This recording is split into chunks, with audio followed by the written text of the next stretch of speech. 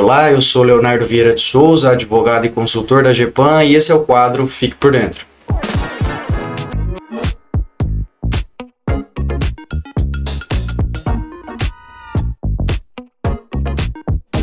Hoje nós vamos tratar sobre o tema planejamento, e especialmente o planejamento na nova lei de licitações.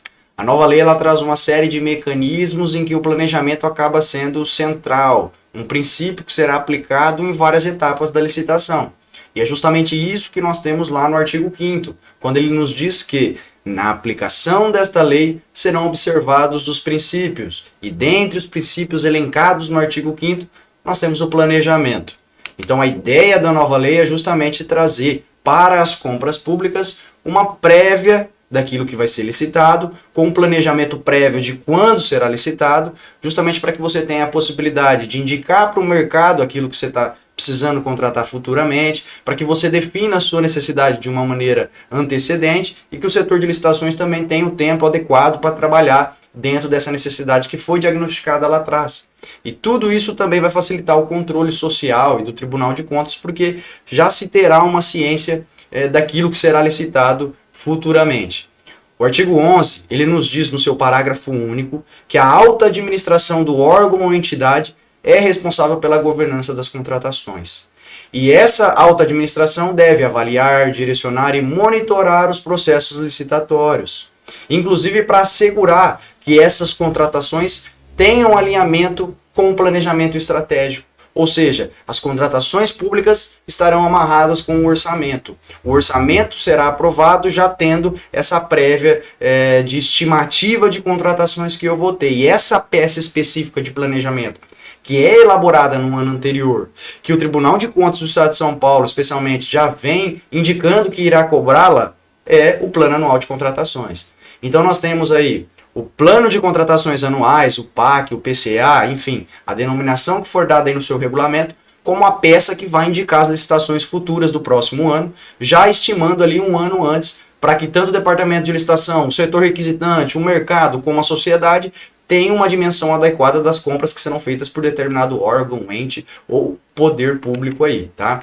No artigo 12, nós temos uma outra previsão relacionada ao planejamento, e aí já indicando que, a partir de documentos de formalização de demanda, os órgãos responsáveis pelo planejamento de cada ente federativo poderão, na forma do regulamento, elaborar o plano de contratações anuais. É justamente isso que a gente está falando. O que esse inciso 7 aqui fala do artigo 12 é que, olha, os setores requisitantes, os departamentos, divisões requisitantes, que são quem precisam de determinado objeto, determinado bem, determinado serviço, já irão indicar essa necessidade um ano antes para um departamento que vai fazer a unificação de todas as necessidades do órgão.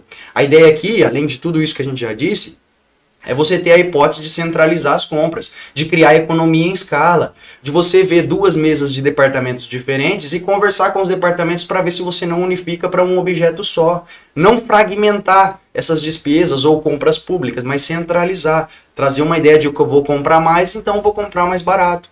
E uniformizar também as compras dentro da administração pública. O artigo 12, que é aquele 18, aliás, que é o artigo que trata sobre o procedimento interno das licitações, ele vai dizer que a fase preparatória do processo licitatório é caracterizada pelo planejamento. Justamente por isso, porque o planejamento está incutido em todos os atos, em todas as ações da nova lei de licitações. É claro que no papel tudo isso é muito bonito, e na prática a gente tem que começar a exercer para que o mínimo de planejamento exista. Tá? Então, continuando a leitura do artigo 12, ele nos diz que é caracterizada pelo planejamento, a fase interna da licitação, e deve compatibilizar-se com o plano de contratações anuais. Então, quando eu der início à minha etapa interna de uma licitação, isso já no ano que eu estou executando o plano de contratações anuais que eu elaborei no ano anterior, eu devo elencar lá se essa compra está prevista no plano de contratações anuais. Se não tiver, muito provavelmente eu vou ter que justificar. E como todas as compras passam pela autorização da autoridade máxima, essa inclusão, ou então a compra de algo que não estava no plano de contratações anuais, também vai ser alvo dessa autorização da autoridade superior. Por que você não conseguiu prever no plano de contratações essa compra lá no ano passado? Eu recebi um convênio, ou foi uma despesa inesperada, então eu crio essa justificativa. Você percebe que a peça de planejamento aí das compras, que é especialmente o plano de contratações, ele vai amadurecendo conforme o tempo. A gente costuma dizer que você não vai ter um plano de contratações anuais perfeito a primeira vez que você fizer. Até porque você vai conseguindo corrigi-lo durante a execução, tá?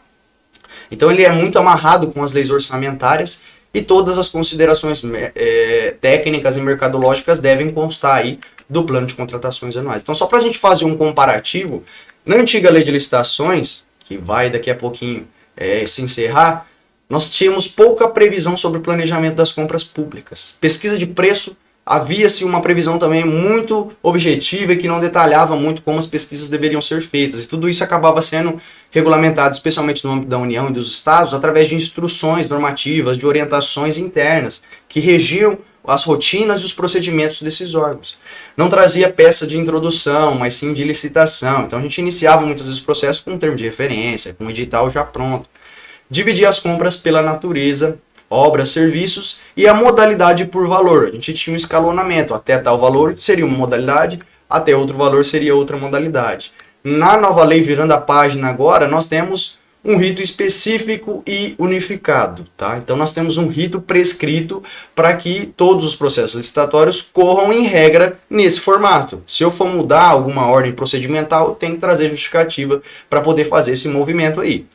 Estabelece fontes de preços. O artigo 23 da nova lei, ela prevê quais são as fontes que você pode se utilizar para fazer a sua pesquisa de preço. É claro que o seu regulamento também pode trazer alguma coisa diferente, porque a lei inclusive dá essa abertura, mas já é um avanço com relação à antiga lei, que era um pouco abstrata quanto à forma de se realizar uma pesquisa de preço. Prevê peças e documentos que vão iniciar o processo. Então aqui a gente já tem peças que envolvem o planejamento e o estudo da licitação que será feita, diferente da antiga lei, que era um pouco abstrata quanto a isso. E unifica os processos, tecendo diferenciação pela natureza, e as modalidades são definidas pelo objeto. Então, diferente da antiga lei, pela nova lei, a modalidade que eu vou utilizar de licitação vai depender do objeto que eu estou comprando, independente do valor desse objeto que eu estou comprando, tá? Agradecemos a vocês, curtam, sigam a GEPAN nas redes sociais e até logo. Nós somos a GEPAN e esse foi o quadro Fique por Dentro.